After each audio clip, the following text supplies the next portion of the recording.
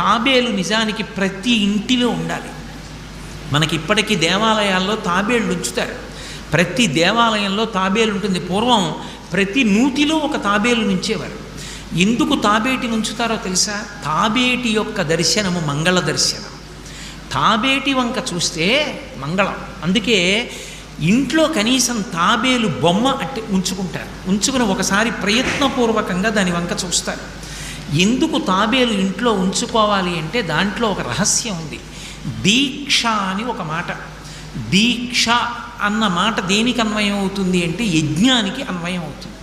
యజ్ఞం చేసేటటువంటి వాడు దీక్ష స్వీకరిస్తాడు. దీక్షా స్వీకారం చేశాడు అంటే ఇంటి లోపలికి మళ్ళీ వెళ్ళరు. ఇక పూర్తయిన తర్వాతే ఇంట్లోకి వెడతారు. ఇల్లు విడిచిపెట్టి బయటికి వచ్చేసి దీక్షావస్త్రాలు కట్టుకుని మేళతాళాలతో యాగశాల ప్రవేశం చేస్తారు. ఇక ఎప్పుడు మళ్ళీ ఇంటికి వెళ్ళడం? ఆ యాగం